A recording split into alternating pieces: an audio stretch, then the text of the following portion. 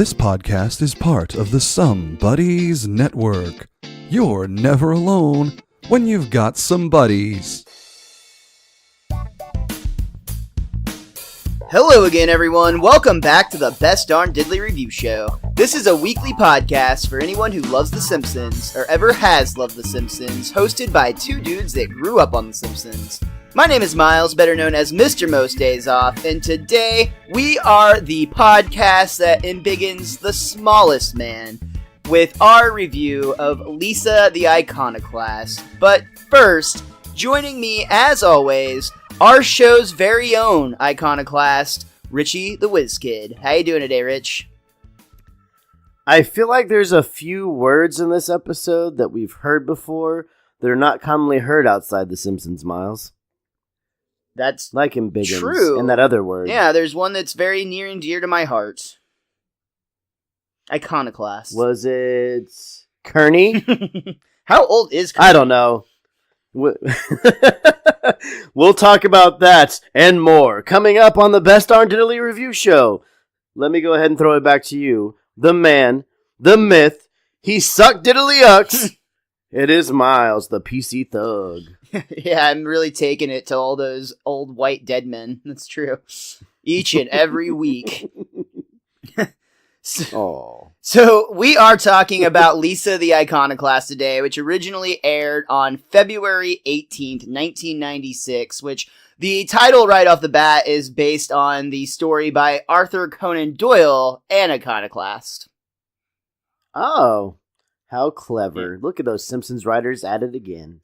Like a lot of episodes this season, there is no chalk gag because of how long this one ran, but there is a couch gag. It's actually a repeat of the Brady Bunch intro that we've seen before, featuring the 9 panels across the screen. The couch that we're familiar with is in the middle, all the rest of the family is on the outside, and all of the family members, except for the top right corner, Grandpa, who's still sleeping, run to the couch in the normal manner we're used to.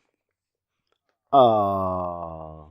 This episode doesn't technically start with the Simpsons watching television, Richie, but it does start with a couple of the younger Simpsons family members watching an educational film about the early life of young Jebediah Springfield.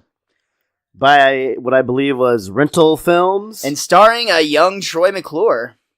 A very young one. Yeah. With high definition visual effects. So the film that they watch actually is purposely kind of gunked up and dumbed down in a lot of ways, made to look like a very, very low budget production. Some of those things are very obvious, like the way they scratch in like film scratches essentially that makes it seem like it's on a very, very old recording.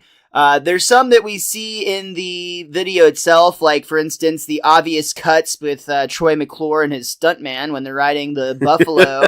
But one of the more subtle ones, the hands pushing the buffalo is also really great when he's riding it. Then the two actors just try to act nonchalant behind him, like, we weren't just pushing this buffalo. It's fine. We're leaning heavily against this buffalo. One of the much more subtle ones, however, in fact, a lot of people reportedly do not see this, and I had a hard time watching it or looking for it even though I knew it was there, and that is that some of the actors in this supposedly historical setting are wearing modern day wristwatches, or modern day of the time. I wish I would have known to check for that. I did not catch that. Yeah, it's a shame you don't have like IMDb on your phone in your hand constantly where you could know things like that. Hey, I like to watch these episodes with a fresh mind. But we learned about Jebediah, Miles. How could you not be excited about that? He tamed the buffalo. He certainly didn't just shoot it. Yeah, that's true. He tamed that wild buffalo and founded Springfield right there on that land. And then he had maybe his most favorite quote as he stood. I don't know. He was in front of his townspeople, I think, standing atop the buffalo that he just shot. And he says, "A noble spirit embiggens the smallest man." Embiggens? I never heard that word before I moved to Springfield. I don't know why. It's a perfectly cromulent word. What? Miles' saying comes from The Simpsons? Weird, right? Yeah, no, so this is Miss Hoover and Krabappel talking to each other in the back. Actually, what's great is they're smoking cigarettes, or Ed is at least, and they're in the back of the room where the projector is showing the film. I love this joke so much. Obviously, it's come to be part of my catchphrase, which I recently had my grandmother embroider on towels for me, which was wonderful. And then as a bonus surprise, she embroidered into a corkboard somehow. I don't know how that's possible, but she did it. She's a witch in a good way. Magic person. She corked that corkboard.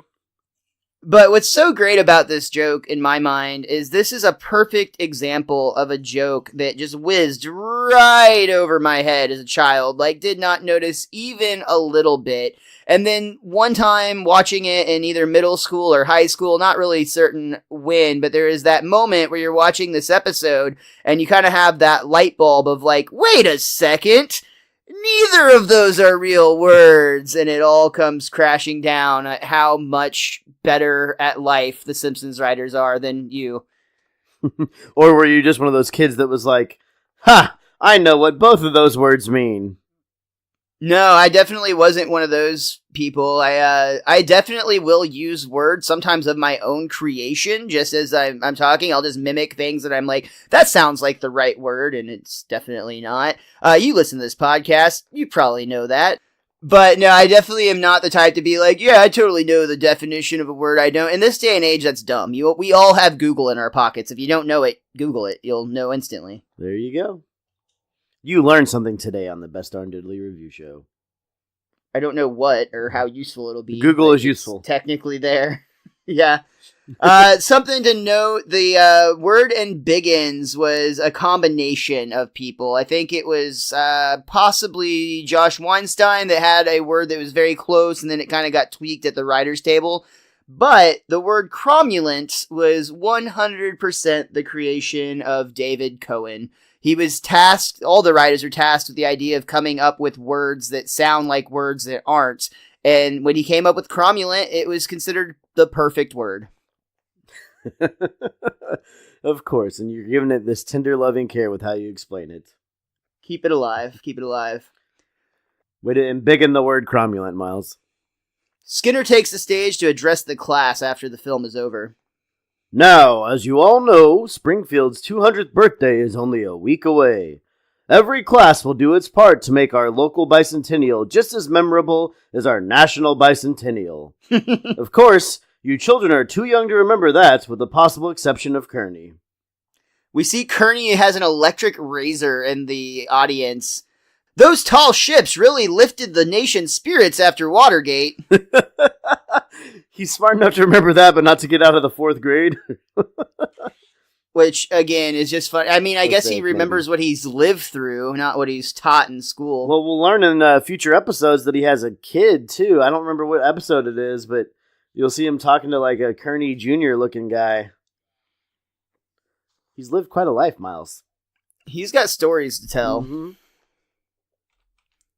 Just to put that in perspective, the Watergate scandal that Kearney's referring to happened in the early 1970s. So that would make, even at the time that this aired in 1996, the fact that Kearney remembers the early 70s implies that he's quite a bit older than your average, I think, 5th grader, to be fair. That's what I whispered under it. So 4th grader, I think, is around 10, so that would put 5th graders at 11, but he also has another 20 years on him, so he's in his early to mid-30s. At least. Yeah. He's our age, Miles. Let's go back to 5th grade. We learned that Miss Hoover's class is going to be writing essays that'll be put on file in the library. Well, to be fair, 20 of you will write essays, and 18 of them will be put forever on file at the library, which is super harsh if you think about it. Super harsh to Ralph, I'm going to assume. Well, and apparently Lisa as well, which is the oddball out here. But yeah, I mean, Ralph asks, can we use illustrations? Oh. Even Homer is getting into the spirit. He's got a little bit of town pride as he's reading a newspaper, and he's very excited. Well, first of all, what we can see is on the cover of the newspaper, it says, "Parade to distract joyless citizenry." Oh. I mean, it's true, though. Yeah, but Homer is still getting excited because they're going to be doing auditions for different roles in the parade, and he could be a water churner or a typhoid carrier or an apprentice. What would you apprentice in? That's for my master to decide. How about town crier? You'd be great at that.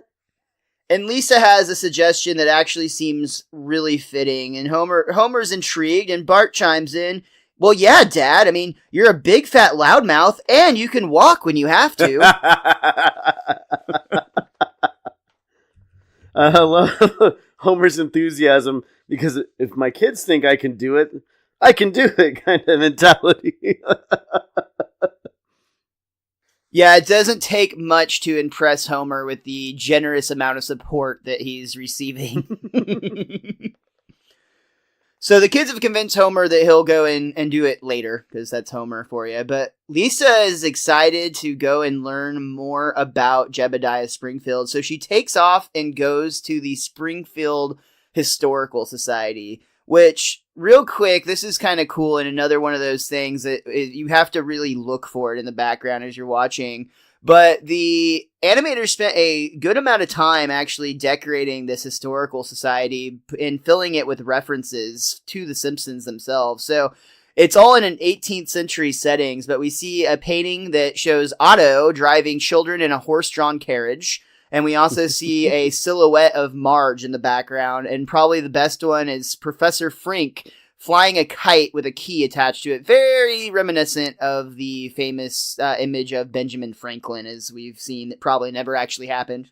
Yeah, that's kind of absurd to think about, but it's okay because we have a lot to talk about with that at the end of the episode. Tease. Sure. Yep, you'll have to stay tuned, folks. Or skip till the end, but either way we get the download. You should probably just hang out. I actually really, really love this historical society, and the reason why is I used to absolutely adore these stupid little things that they have in the windows at like museums. And when I lived in Topeka for a while, when we'd go to Kansas City, especially at Christmas, they would always have things like this on the buildings downtown, which is really, really cool. But what would they, I guess they'd be motion dioramas, little mechanical things that, I mean, honestly, are super unimpressive by any standard of today. But I remember as a kid, I really enjoyed those when we'd go to the museum. It was visual stimulation, and honestly, that's what kids want. And they were educational at the same time. You'd learn something, and there'd be like little scene set, like made of it's like a miniature set, like I don't know what they have at Beetlejuice or during what they have on museum when all the little guys are fighting each other. That's more entertaining. Yeah, that's probably what happens at night for sure. I do like though that there's a little audio cue that plays along with the river crossing that Lisa is getting to witness through the art of this miniature set. Dangerous river crossings threatened life and limb, but helped our founding fathers save on bridge tolls. But as it pans out, bridge tolls back then. That's tolls, not trolls, mind you. Okay, Mo. Now, the funny part, though, is, too, when they pan out, we see it's actually not an audio box that's playing with this set, but just the curator himself kind of talking into his coffee mug to make it sound like it's coming through a speaker. Sorry if I startled you, but I do love to talk Jebediah, even when I'm drinking my chicory. So Lisa introduces herself and lets him know that she's doing a report on Jebediah. Oh, you're in for a treat. You know, some historians consider Jebediah a minor patriot, but I think you'll find he's easily the equal of William Dawes or even Samuel Otis. I mean, two fine patriots that I know all about. We definitely don't even have to bring him up or talk about him because everyone knows everything about him. Such common knowledge, we will not insult your intelligence by talking about these two great men of history. That we definitely know everything about. For sure. So this character that we're introduced to, the curator, is named Hollis Hurlbut, which is actually a little homage to a lot of the writers' alma mater, Harvard. You see, on the director's commentary of this episode, which featured Bill Oakley, Josh Weinstein, David Silverman, Jonathan Collier, Yeardley Smith, the voice of Lisa Simpson, and first-time director Mike Anderson, which great way to hit it out of the park with a great episode right off the bat for your first time. This is an interesting episode to be your first episode as a director, I would think. Absolutely. Back to the Harvard point, the freshman dorms that several of the writers had lived in at Harvard were Hollis Hall and Hurlbut Hall. So this was just a combination of those two. Very clever. Look at that. They're always on their game. There's always meaning behind it. I just thought it was making fun of a name with Bud on it. Nope, they're actual names. Awesome. Back with Homer, we see that he is actually going to the audition, and there is a huge line that he has to wait in. Or not, he just walks on right by and sees that Flanders is smack dab in the middle of a mediocre at best audition for Town Crier, but lo and behold, he's being offered the job. You suck diddly-uck, Flanders! Huh! Ring, ring, ring, ring! Hear ye, hear ye! Ye old Town Crier proclaimed crappy by all, chooseth Homer Simpson, and he shalt rock thy world! Good God, he's fabulous! Yes, he's embiggen that role with his cromulent performance. Top-notch crier, and I admit, but the hat and bell belong to Ned Flanders, so no dice. Oh, they're just family heirlooms. They shouldn't stand in the way of Homer taking my job. Let's chat more hat, Flanders! And we see that Ned does in fact hand over his family heirlooms because he's just that good of a guy. And then Homer immediately rips the hat when he puts it on too, which I I didn't remember that. There's that moment and one other moment in the episode I didn't remember, but when he puts it on his head, you hear the rip when he goes, "Woohoo! Hear ye, hear ye! The Homer broadcasting system is on the air! All hollering all the time! I'm going and we see Quimby cuts him off. You're going to restrict your crier into the parade and selected pre-approved publicity events." Okay. We cut back to the Historical Society where Mr. Hurlbut and Lisa seem to be bonding over history. They're going from case to case, and he's ready to show Lisa the most treasured exhibit that they have, objects owned and used by Jebediah Springfield. There's his fife, upon which he sounded the sweet note of freedom, and his hatchet, with which he hacked at the chains of oppression, and his chamber pot. Oh. Ding! And we see Mr. Hurlbut run off. "Excuse me, my microwave Johnny cakes are ready." And this is where I have an issue with this episode, because Miles and I worked jewelry together for quite a while. And then, I worked a little bit before, and you worked a long time after we weren't working together. And the one thing you never did was walk away from a customer with the case unlocked. What? I did that all the time. And I usually would just be like, "Hey man, I'm gonna go smoke outside. You just take the keys, try on whatever you like. Let me know what you want me to ring up." Is that not how you did things? No. No, I kind of get what you're saying, but I feel like this is a lot different than a jewelry store. For one, lack of corporate presence. This is literally just an old man who feels like he's made a connection with an 8-year-old girl in a time that was much more innocent to some degree than we currently live. But if these are actual relics that Jebediah Springfield held, they would be needing to be preserved. You wouldn't want an 8-year-old's handprints all over them. Because you love the history so much, you would know that these don't need to be touched. It belongs in a museum, Miles. I see. And, I mean, to your point, she immediately starts handling all of the goods. She tries on the coonskin hat. I'm immature. She plays a note on the fife, and immediately, that actually made sense to me because she is a musician. I was like, okay, that's the object she'd be much more drawn to than anything. But when she tries to play it, a piece of paper comes flying out of the end of the fife. Jebediah's Secret Confessions.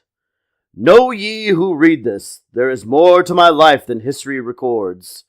Firstly, I did not tame the legendary buffalo. It was already tame. I merely shot it. Secondly, I have not always been known as Jebediah Springfield. Until 1796, I was Hans Sprungfeld. Murderous pirates and the half-wits of this town shall never learn the truth. Ha ha ha ha Ha ha ha ha ha ha ha. What's so great about this whole scene is this is all a flashback that we actually see Jebediah writing this and hear it in his words, but then we cut back to Lisa, and it's very clear that Jebediah actually wrote out all of the evil laughs onto the paper in the manner that Lisa keeps reading it. I write this confession so that my infamy will live on after my body has succumbed to my infectious diphtheria. And as soon as Lisa reads that, she realizes that she had just been playing the man's fife. So she starts wiping her lips and spitting, hoping that will get rid of the germs somehow. And that brings us to the end of our first act. We're going to take a very quick break and give some buddies of ours some diphtheria of ours. Ooh. Good evening, future passengers. Are you ready to sit back, relax, and join us on a ride of epic proportions through the mystical land of randomness? Am I a serial killer if I eat Lucky Charms? What would it be like if horror characters ran a gym? Who would run spin class? When a shark jumps out of the water, is it like suffocating for that split second? So join us every week for a brand new Derailment with Goobs, Ripkin, and Jenny Bean. You can follow us on Twitter and Instagram at The Derailers. And don't forget to subscribe to us on iTunes, Stitcher, and also on YouTube. Have a great night or day, folks. Hey guys, it's Richie the Whiz Kid here from the Best Darn Diddly Review Show, and I'm here to talk to you about PopThreads.com, your number one source for finding awesome nerdy t-shirts. Are you sick from not knowing what to wear when you go out with all your friends on the weekends? Well, don't have a cow, man. Go to PopThreads.com, and if you use the code Simpsons at checkout, you can save 15% on all your t-shirt needs. We come back for our second act and see that Lisa is still just completely dumbfounded and obviously shook by what she's just learned. I mean, she just learned that the town's hero was actually a pirate and a fraud, essentially. Yeah, maybe, but it said up until 1796 he was known by another name. So, he still could have done some of the things. But he was a murderous pirate before he founded Springfield, either way you look at it. I mean, everyone that wanted to settle Texas just wanted to divorce their wives or cheat on them before they moved to Texas, so... Is that the history of Texas? Yeah. That's fair. Hollis Hurlbutt comes back. Here's Johnny Cakes. Is everything okay? You look a bit flushed. It's just the excitement from studying Jebediah. Looks like you've come down with a serious case of Jebeditis. Oh, just as I was getting over my Chester A arthritis. You had arthritis? No. So this line there at the very end, that you had arthritis, was actually an ad-lib by Donald Sutherland, the actor who played Hollis Hurlbutt in this episode, which, for what it's worth, Donald Sutherland is a very talented and prolific movie actor who this role was actually written for with him in mind, and he accepted the offer whenever they pitched it to him. However, he was a little bit not difficult to work with per se, but he was such a professional, and he knew, he was so, such an intimidating actor, I'll say, that he did kind of intimidate Bill Oakley to some extent. He had mentioned that he had a really hard time directing him just because he was so good. He feels like he mostly just needed to get out of his way. It was really the best way that he could be involved. However, I really appreciated on the commentary, they asked Yeardley how she felt about working with him, and she said she didn't feel intimidated at all. She could understand why some people were, but she actually really loved working with him and felt like, since it was kind of her home court and The Simpsons was what she was used to, even though he came in so strong, she never felt uncomfortable and really loved just loved working with this very talented actor. And in fact, that whole end sequence there, you had arthritis, and then Lisa nervously laughing and saying no, that was 100% improvised in the moment. That wasn't scripted. And they just loved it so much because of how real it was. And I think that if you look at that scene and if you were to cut it off at just as I was getting over my chest arthritis, you kind of laugh at the corny joke that they had there. But then when you add that realism to it and like her but not getting the joke and like there's so much to that just made it so much fun to think about that just happening organically in the moment. When I think about guest stars on The Simpsons, this is always one of the roles that sticks out in my mind very vividly. I just like this one, and obviously like the Dustin Hoffman one and Michael Jackson one from the earlier seasons, but I always remember this role because like I knew who Donald Sutherland was, and he's got the bravado about him, and this one just always can remember this one. I just didn't realize it was this season up until a few weeks ago. I had honestly forgotten until I got to this episode, because this is an episode I didn't recognize by name when I was looking ahead on the title. I didn't see Lisa the Iconoclast and instantly remember this was it. But as soon as I saw the opening of this episode, I was like, oh, yeah, I know this one. I've seen this one a whole lot of times. Wow, you don't get to say that too often. Well, it's in that series that would play in those reruns that we talked about. So yeah, I mean, I've seen all of these episodes a ton of times. It's just that I don't always remember them by the name because they don't put title cards on the reruns ever, unless you're looking it up on the DVD or the internet or whatever. One other example with Donald Sutherland, I'll get at real quick. He did actually originally request that they shoot the episode more like a movie, in which usually they actually shoot the middle scenes first, so that the actor can get to know the character, and then when they shoot the earlier scenes, it feels more real. He did let that go, as that's not the usual way that they produce the show, and I think Bill Oakley's like kind of like softly denied, just hoping he would be fine with it, and he never brought it up again. Yeah, you want that exchange at the beginning to sound like it's the first time they're actually meeting, and I think that's just better if you just do it. Well, I think that it worked out, however it worked out, but it turned out to be a great Simpsons guest star. Yes. Hear ye indeed. Speaking of hear ye indeed, that's exactly what Homer is doing, is he has not broken this town crier gimmick since he's been given his hat and bell. He's at breakfast announcing that he wants to know what is for breakfast. Which he's breaking Quimby's rule, therefore he is not currently the town crier any longer. That's true. That's true. He is, in fact, not at a approved festival event or parade event. Although Marge's cooking might be an approved event. She's usually a pretty good cook, from what it seems like. She lets Homer know that she's cooking toast. I don't understand thee, Marge. Yay, old toast. Ooh. But Lisa has some startling news to share with the family. Jebediah Springfield was a really vicious pirate named Hans Sprungfield. His tongue was bitten off by a Turk in a groghouse fight. No tongue, eh? How did he talk and eat? And laugh and love. He had it replaced with a prosthetic tongue, made out of silver. Yes, that'll do. I do like that makes Jebediah Springfield literally silver-tongued. We see that Lisa starts to talk about the history of what really happened, and that Jebediah actually tried to kill our first president, George Washington. No, Miles, not Washington.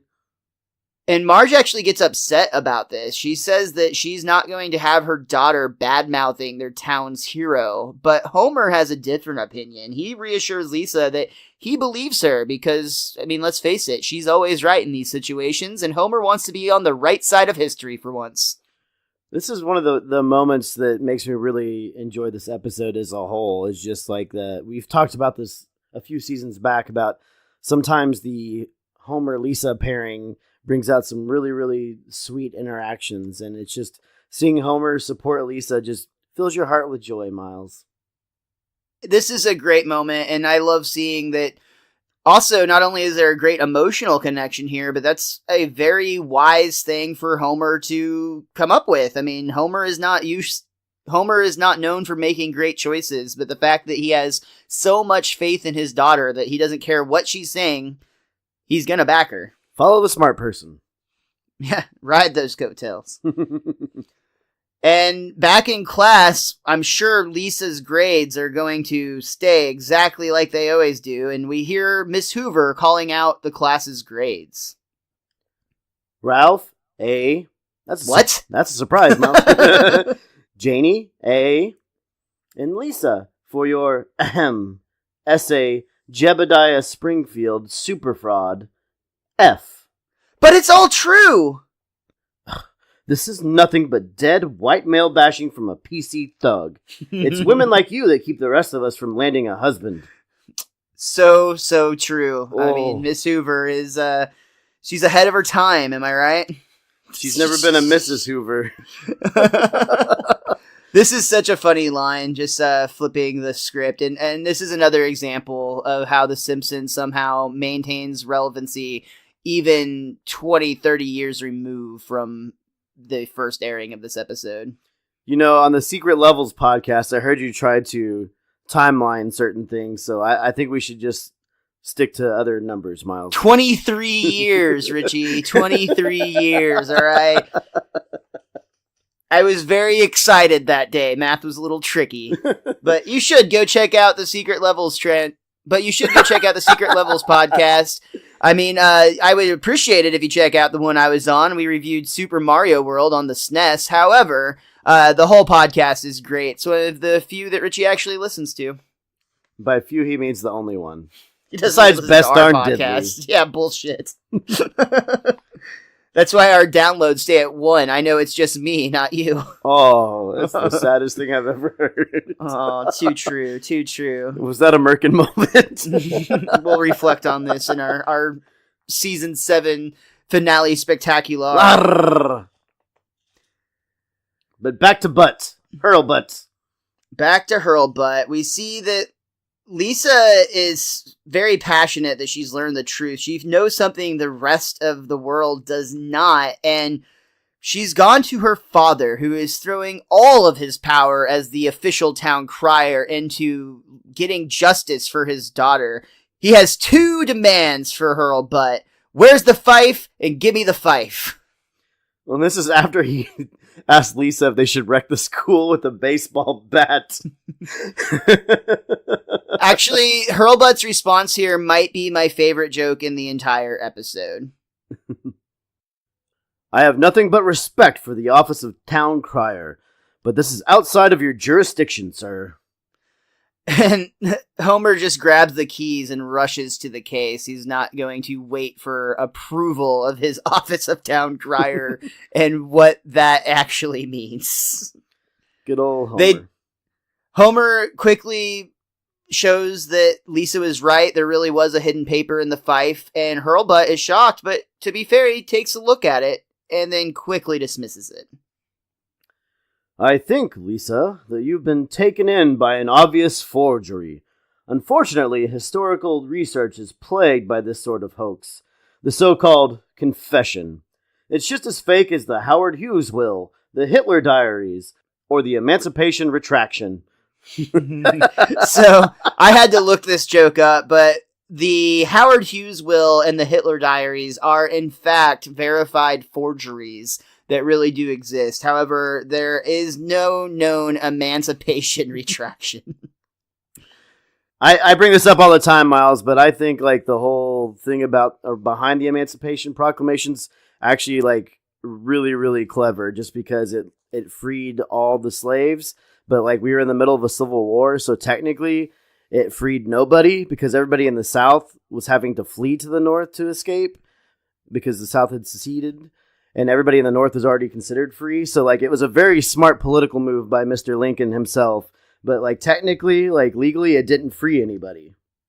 Oh, interesting. I don't know that much about our real life history. I know a lot more about the Springfield bicentennial than I do our own. It was a clever move to help gain some favor. And obviously, after the Civil War was over, it applied to the entire nation. But before then, the South didn't care. Interesting. Those bastards. That makes sense. Us bastards, I guess. We live in the South. Oh, terrible history.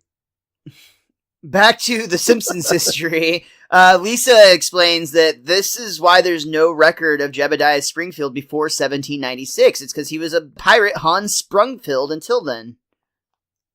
That's preposterous. Get out!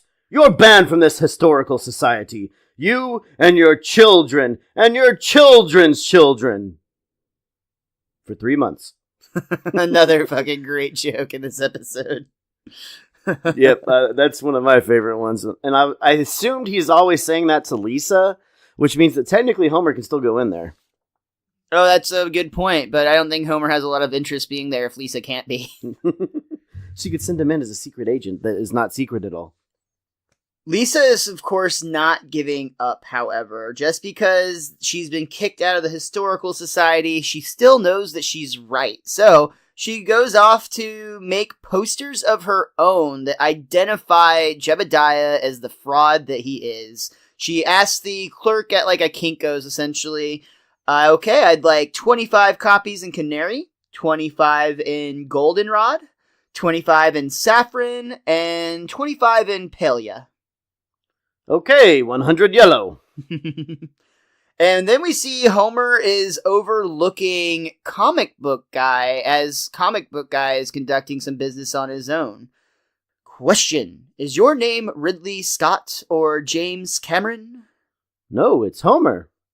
Then I would thank you to stop peering at my screenplay, Homer. And if I see a movie where computers threaten our personal liberties, I will know you have stolen my idea.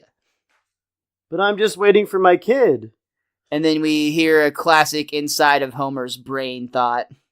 Mental note: steal his idea. This was the other episode. This is the other moment I alluded to earlier in the podcast that I don't remember this bit in Homer's head. I remember Comic Book Guy there, but I feel like I would remember this joke, and I did not remember it at all. That could have been one of the things that would be like cut for syndication, but I can't imagine that that's the case.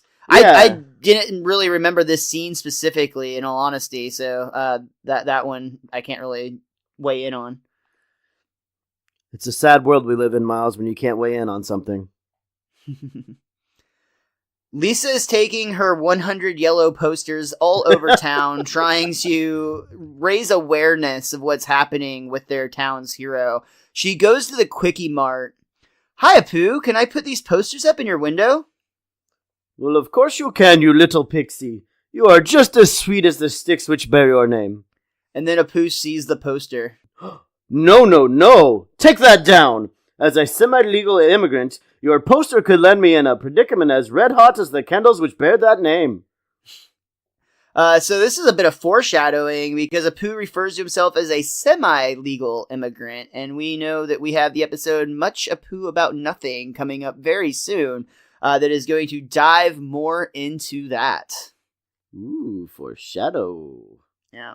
I'll also point out that these posters that Lisa is putting up are actually posters that say wanted for treason, and actually show a side-by-side of Jebediah Springfield and Hans Sprungfield trying to show what was going on. And being the Simpsons are as smart as they are, this is actually another hidden reference to a real-life event in which Lee Harvey Oswald, yes, the very one that shot JFK, or did he? Find out on the Secret Transmission podcast, part of the Somebody's Podcast Network.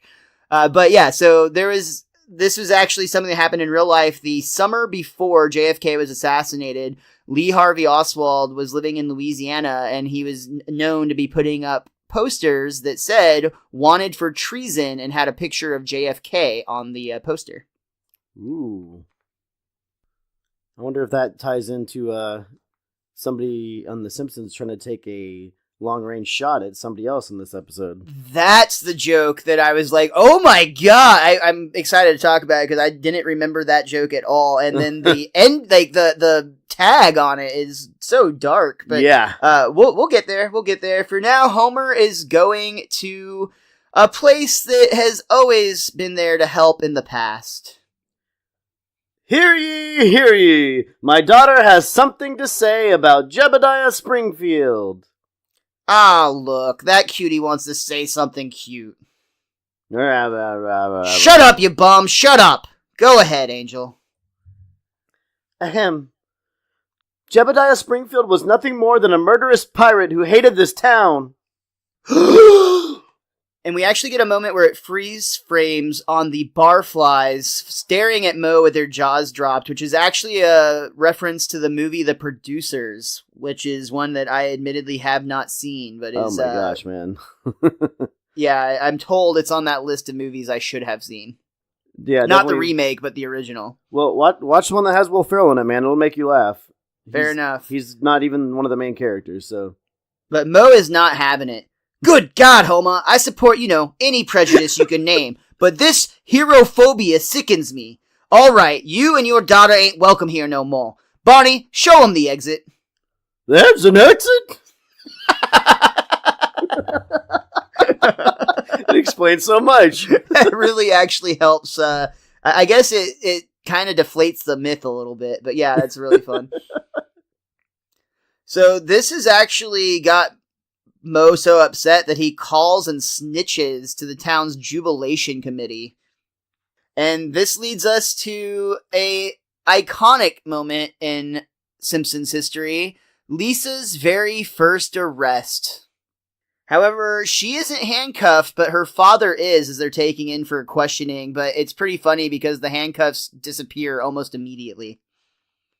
Man, that must have been so brief, I don't even remember it happening. I thought they were just at the town hall meeting all of a sudden. Well, they pointed it out on the commentary is probably the reason that I noticed it, but there's a brief shot where they're being let in, and you don't actually see the handcuffs, but Homer's hands are behind his back, and he's being held in a manner as if he's handcuffed, and then in the very next scene, he's free again. Maybe he was just being escorted with his hands behind his back. But he is being questioned by Mayor Quimby. You are tampering with forces you cannot understand. I got military in there. Why, you wait here just a minute. You are tampering with forces you cannot understand. We have major corporations sponsoring this event. I hope you know you're sponsoring a celebration of a murderous pirate. And we cut to 3 suits who look like they were just about to sign a contract. A pirate? Well, that's hardly the image we want for Long John Silver's. Shots fired from a pirate musket. What a perfect pairing that could have been. I guess they were trying to get away from their roots. So Lisa actually suggests something pretty unspeakable here. She suggests that they dig up Jebediah's grave because searching his body could answer the questions. If he's found with a silver tongue, it'll prove that Lisa is right. And they seem to pretty quickly decide that they're okay with this for the most part. Well, I mean, it sounds like it's fairly common because I think it's Quimby says, "Oh, can't we have one meeting that doesn't end with a digging up of a corpse?" Wait, what? But this one does, in fact, end that way, because we see groundskeeper Willie at work digging up Jebediah's grave, and we see him crowbar open the casket, dust flies up everywhere, and we see the shocked faces of the town of Springfield citizens surrounding their icons, their heroes' place of rest. That killed me, man. When this happened on live television and it cut from this moment, I was like, oh, come on, commercials. And that's exactly what we're going to do, because I have a lot to talk about. Oh, come on, commercials. But first, we're going to take another quick break, and we'll be right back for the conclusion of Lisa the Iconoclast. Greetings, friend. Do you wish to look as happy as me? Well, you've got the power inside you right now, so use it. And send $1 to Best Darn Diddly. You can find us on patreon.com or donate to us directly on PayPal at bestdarndiddly@gmail.com. Don't delay. Eternal happiness is just $1 away. $1 for eternal happiness and to support one of my favorite podcasts. I'd be happier with $1. Go check out the excellent collection of t-shirts available at popthreads.com and use our discount code Simpsons at checkout to save 15% on your order. It helps out our show, and it saves you a little bit of dough. Thank you again for listening to the Best Darn Diddly Review Show, and thank you for supporting our sponsor, PopThreads.com. We come back for our last act and see Wiggum making a startling discovery. Oh my god! Jebediah's body has been replaced with a skeleton! No, that's the skeleton of Jebediah. Oh, well, that settles it. There is no silver tongue, is there, Bonesy? Oh, I wish, Chief, with that kind of dough, I could buy me some eyeballs! He's saying this with the skull in his hands of Jebediah. Like, And he's laughing taking the his skull ass the off, body. too. It's actually funny, but... That's the terribly spirit, demented. Bonesy. Why don't you just sing a song for the nice people? Okay, Camptown ladies, sing that song. Doo-dah, doo-dah. Camptown ladies, 5 miles long, all the doo-dah day. And did you realize that Wiggum, or not Wiggum, you do both voices, so I always do that, but Quimby is like got his arms around two of the other people, and he looks plastered. I've always noticed this in this scene. It's a very quick shot, but his eyes are only half open, and he's got this big-ass smile on his face. He looks plastered in that, and it's just a super fast shot. I mean, have you never been to a body exhumation? It's, I don't know if I said that word right or not, but it's an event that you drink at, Richie. Or any event involving Quimby. That's the spirit. But the important thing is, there's no tongue. There is no tongue, which, even after checking Jebediah's shoes, because after all, Lisa points out sometimes when she misplaces things, they end up in her shoes. You know, it's not possible at all that over the, 200 years since Springfield has been discovered that somebody wouldn't have robbed a corpse. And worst of all, though, for Homer, is he's actually going to take the blame for this. Because Wiggum says that because it's his fault, they're going to strip him of the role of town crier. They take his bell, then they take his hat. And then they give his hat back and tell him that he needs to wash it and then return it. And then I love how in the next scene on the breakfast table, he's still got the hat on. He's not giving it up. Not at all. He's like using a clock as a substitute for his bell, I think. But no, this is the natural progression of punishment on Lisa, too, because she's already been said, like, nobody believes her and everyone's mad at her already. So them being more mad at her doesn't really make things worse. So what they do is they affect Homer, who was the only one that believed her, which hurts Lisa even more.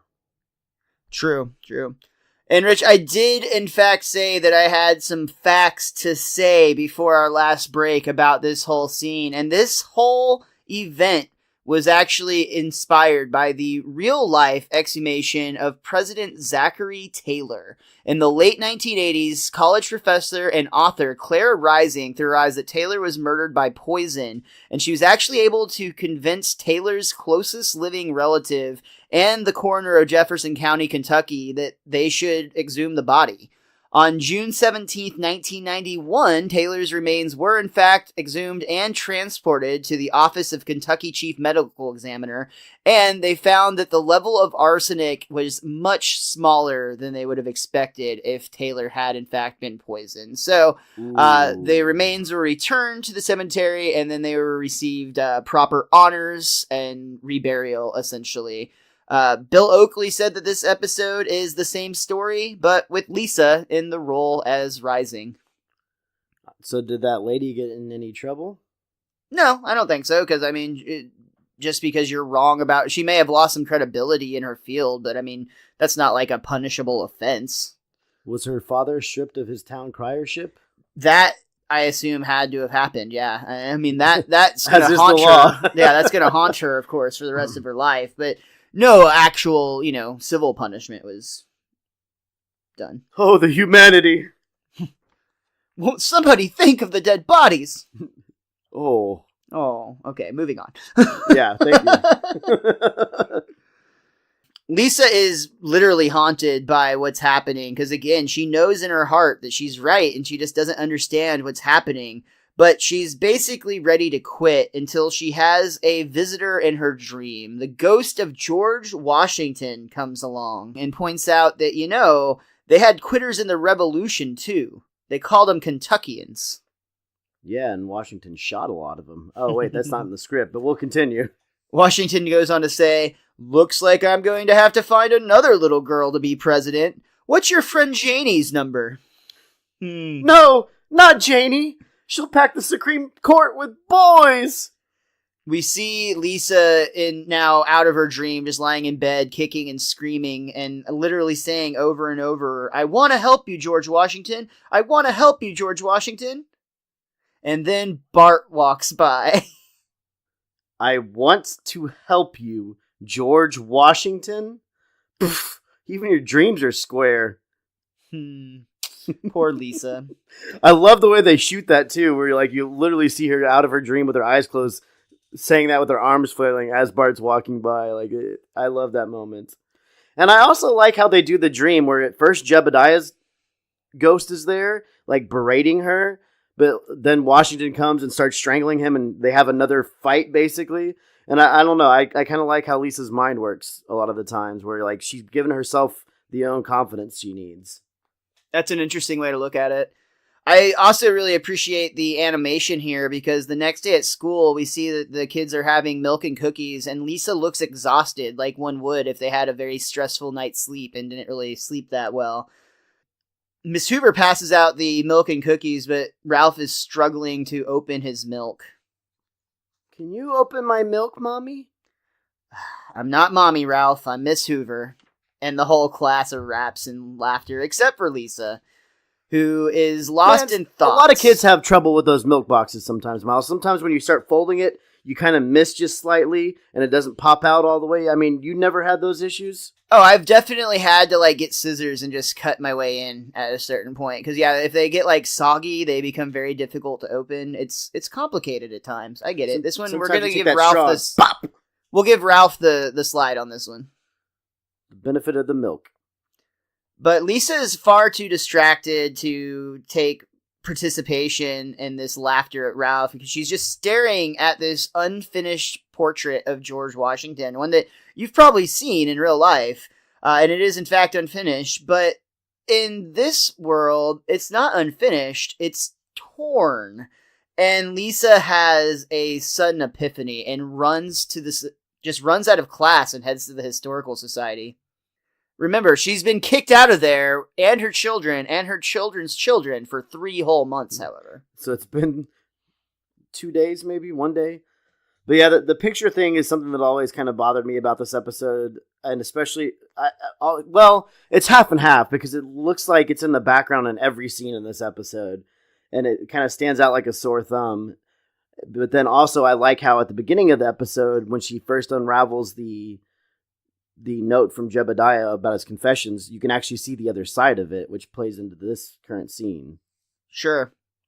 And that's exactly what we learn, is that Lisa realizes that the confession was written on the bottom half of the portrait of George Washington. So after the fight, they deduce that the piece of it stuck to either Hans or Jebediah's shoe, I guess you could say. And she pulls out the paper and lines it up, and of course it fits perfectly.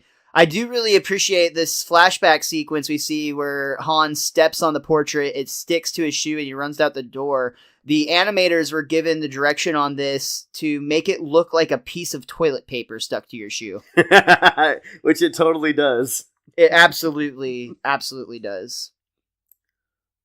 I like that in this moment, Mr. Hurlbutt actually comes over to Lisa's side. He doesn't stay stubborn about it, where it's no, you're wrong still.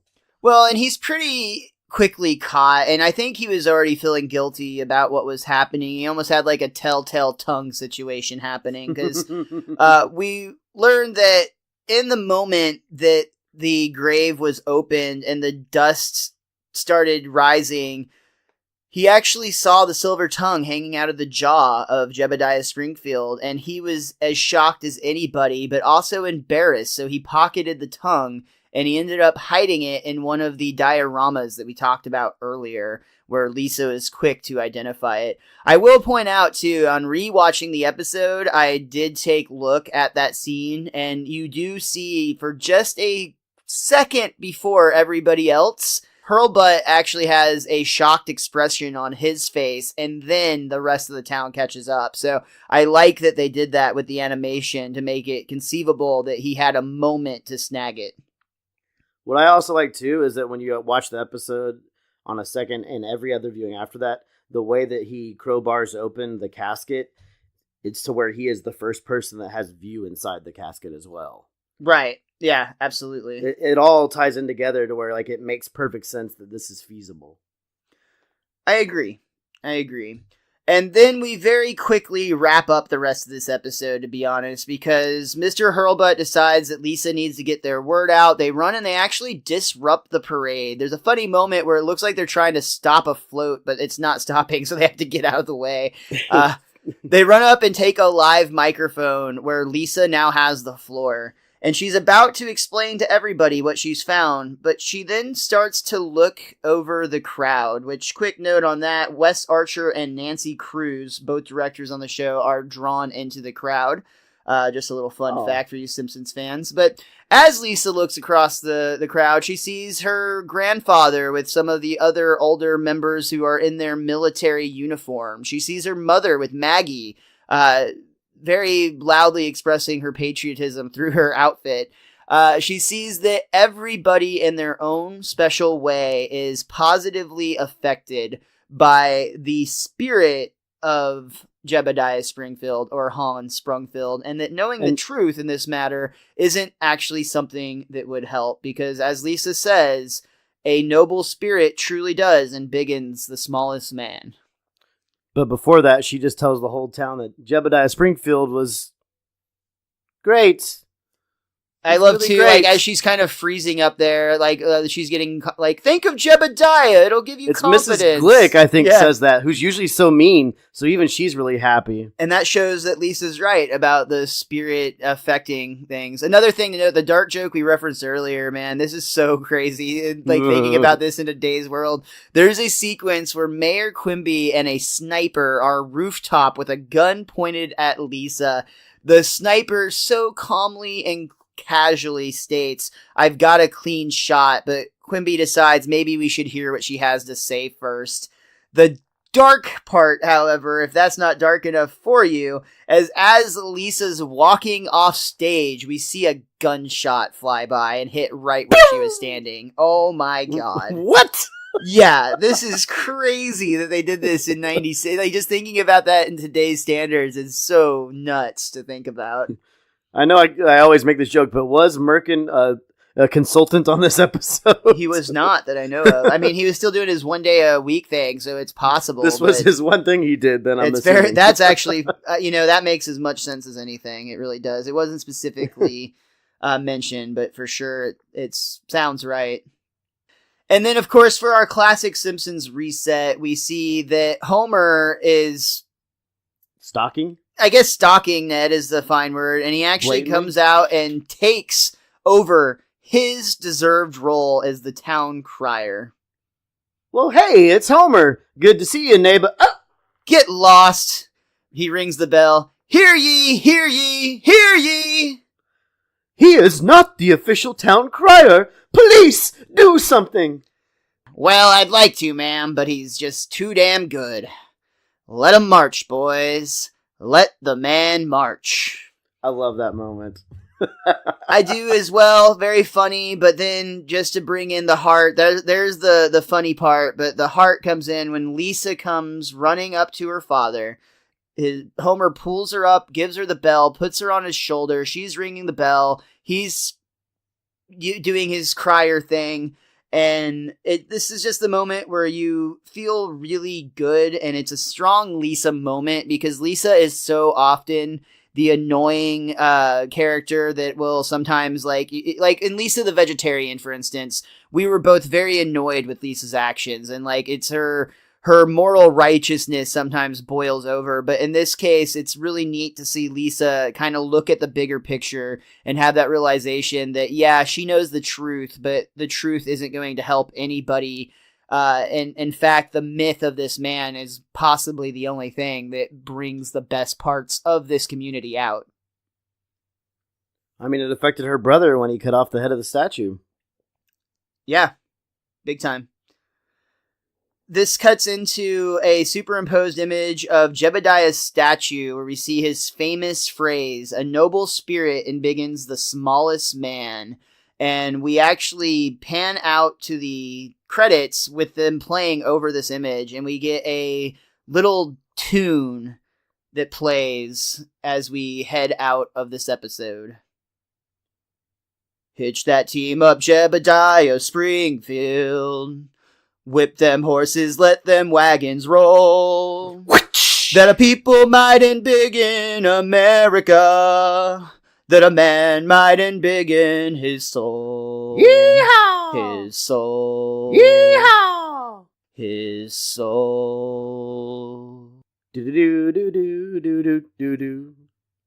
This is a really fun fact that came up on the commentary as well. Josh Weinstein says that he actually met a local radio DJ at a party in LA once, and that for weeks after this episode aired, he ended up putting this song into regular rotation because it got so many requests for play. That's awesome. That does bring us to the end of Lisa the Iconoclast. Richie, is there anything else that you or that book of yours want to point out before we get out of here? Well, my book, The Simpsons: A Complete Guide to Our Favorite Family, does go a little more in depth about Kearney being older, saying this is the first reference. It makes me happy because it does bring up his kid being in an episode in the Milhouse Divided.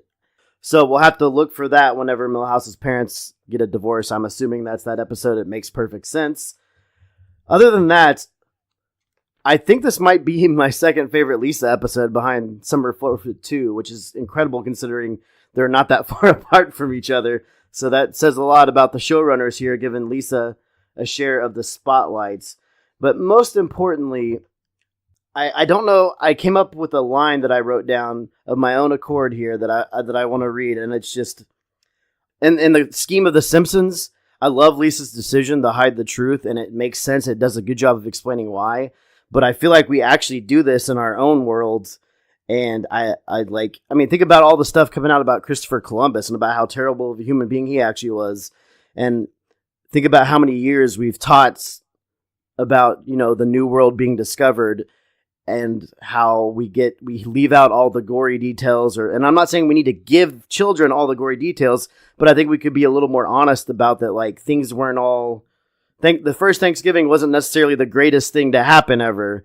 And I feel like with the way our world is turning right now, this is something small that we implant in people's minds, but over the years it becomes something bigger where you're unwilling to change or unwilling to adapt to new ideas. And I think it could be a dangerous thing. But for some reason, when I watch the Simpsons episode, I feel like it fits perfectly and I love it. And maybe that's why, is because it's a nice puzzle piece that fits together, whereas the details we leave out makes things a lot messier and it's harder to accept those. I think that's a very valid point with the idea that we sometimes sugarcoat things. I mean, even things like when we talked about from scenes from the class struggle of Springfield, I had mentioned I had no knowledge of the Japanese internment camps until well into my late high school career. And things like that where we omit a lot of things from history or we tweak things to kind of make them seem more than they are, like the Columbus example that you mentioned. And that kind of brings us back to that old adage of history. If you ignore history, it's doomed to repeat itself type of thing. Right. And not being aware, not acknowledging those things. I agree with you in the broader scale that the truth is important more often than not. I do think that in that moment, I am calling you out, not necessarily on your bluff, but just on you misinterpreting the situation of how I think you would act, because I don't think you would take a live mic in the middle of a celebration and try to shit on everybody's parade as you saw families having a good time and being kind to one another. I do think that you might make efforts to bring the truth out in definitely before they celebrate next year. Yeah, I didn't. When I said I was going to do the opposite, I didn't mean in the literal sense. I meant on getting the actual truth out. So I'm glad. And we don't know that necessarily. Maybe that comes up in a future episode with before the 201st anniversary, Lisa got that shit shut down. Well, just to bring it back to a little bit more fun, I talked about Donald Sutherland being a prolific actor earlier who's had quite a career, including the time that he played a character by the name of, wait for it, Homer Simpson in the 1975 film The Day of the Locust. So that's a great, just trivial connection for this wonderful guest star to come in. I think you've and cast me in the have... wrong role, Mr. Green. Yeah, I've already played Homer. What the hell? So fun. So that's going to do it for this week's Best Darn Diddly Review Show. Thank you again so much for tuning in. We always love it when you join us on this journey through the golden age of The Simpsons and beyond. You can catch me at @thewiz_kid23. You can get Miles at Mr. Most Days Off. But more importantly than even both of those combined, make sure you follow us at Best Darn Diddly. That's DIDDLY. That works on Facebook, Instagram, YouTube, all over social media. Please spread the word. And make sure you come back again next week when Richie and myself, along with another special guest of mine, another local comedian that I've been fortunate enough to meet and is excited to come on the show, and we're going to be discussing the episode Homer the Smithers. Yes, come join us next week as we embiggen this podcast with our Cromulent. performance. And until next time, be cromulent to each other.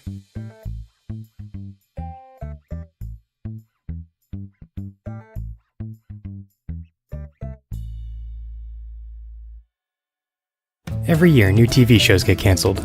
Some make it an entire season, and some don't even make it that far. I'm Ed, host of Unaired, where each week we review a show that was canceled with episodes left unaired, then pitch our ideas for what could have been future episodes of those shows. We've covered shows like Cavemen, the show based on the Geico Cavemen commercials, the ill-fated 2011 Wonder Woman pilot, a show called Look Well, where Adam West plays an aging TV detective who thinks he can solve real crimes, and many more. You can find us on iTunes, Google Play, unairedpodcast.com, or wherever you download podcasts. And remember, some things are better left unaired.